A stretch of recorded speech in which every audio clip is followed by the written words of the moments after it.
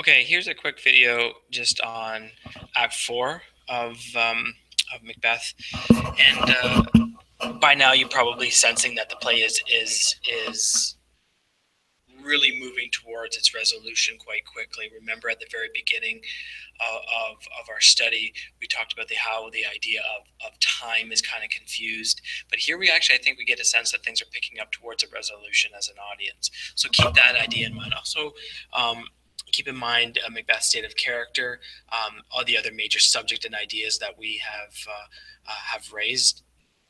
Images, we'll talk about imagery in just a second as well. So all of those other finer points and ideas that are have been important to our study so far.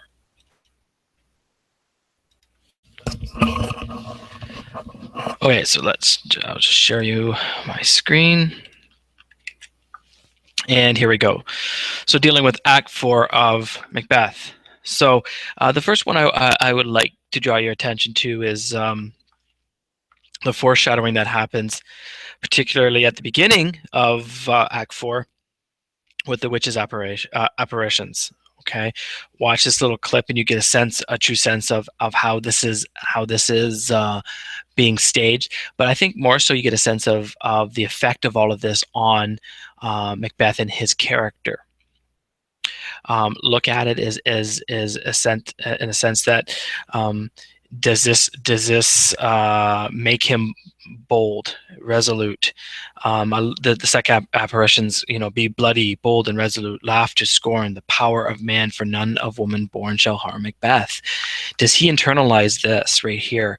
It's a very good question. And if so, is that necessarily a tragic flaw of his? When we're dealing with tragedy, we're always thinking about errors and flaws of character. What is Macbeth? Maybe it's ambition, and maybe it's the power of the destructive force of ambition, the blinding power of ambition, and so forth. Here you have a sense where the apparition is telling them to be resolute, to be bold, and to be bloody. Does Macbeth do that?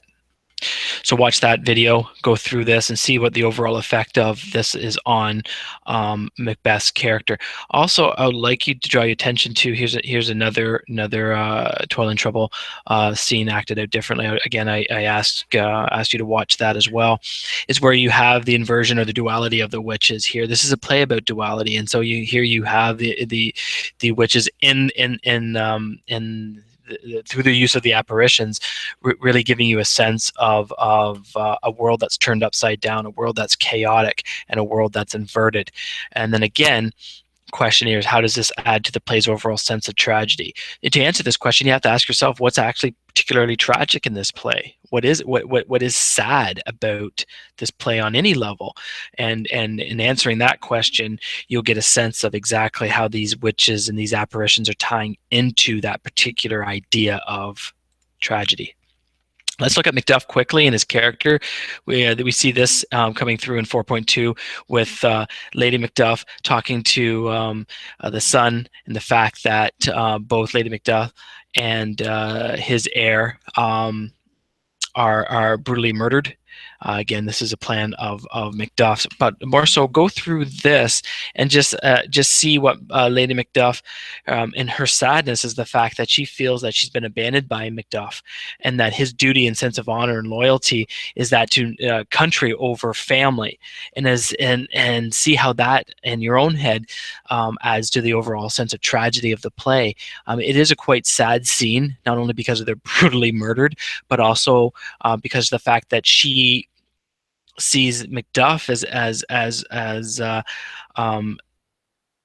someone who has left and abandoned them, and that could be understood as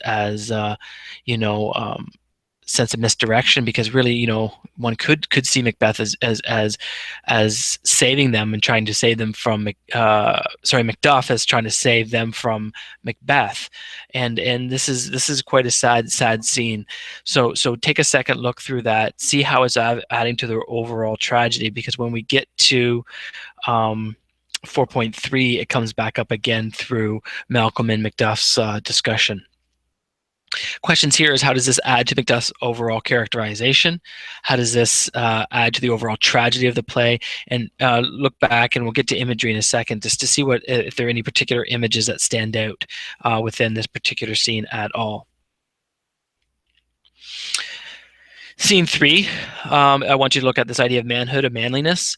In particular, look at the conversation near the end, right near the end of the scene with Malcolm and Macduff, and the fact that they seem to be quite resolute now in their own purpose and desire to overthrow the tyrant Macbeth. Look at how Malcolm tests Macduff in terms of how he says what type of ruler he would be, and ask yourself here. The big thing coming out of here is one of these this constant subjects coming up is this idea of manhood, of manliness. How is the idea of manliness being presented in this scene, and to what extent is this the motivator for revenge for Macduff and perhaps even Malcolm? The last lines of Macduff here. Oh, I could play the woman with mine eyes and braggart with my tongue, but gentle heavens cut short all intermission, front to front, being thou this friend of Scotland and myself with my sword's length, said him, if he escape, heaven forgive him too. He's pretty resolute here in terms of what he must do. And then the fact of, disputing it like a man, get your revenge like a man would. Right, through battle, through slaughter, through death, through blood. Okay, I want then take this idea of manliness and see if it's any different from that which Lady Macbeth criticizes Macbeth's lack thereof when just before he was to kill Duncan, and afterwards when he has his bloody hands and Lady Macbeth has to go and get the daggers and set the scene for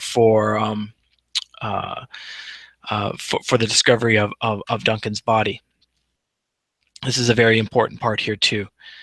Lastly, in looking at imagery and motifs, these are the ones that come out of Act 4, this idea of darkness and night, of blood and death, and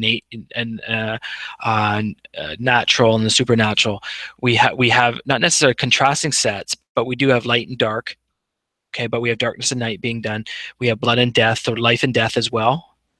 You're looking at blood as an image of life, and also as death. You have the natural and the supernatural. So that which exists in the natural world, the upheaval that has been caused by the presence of supernatural being. So look at this type of imagery, see where you can find it, and just make note of it as well.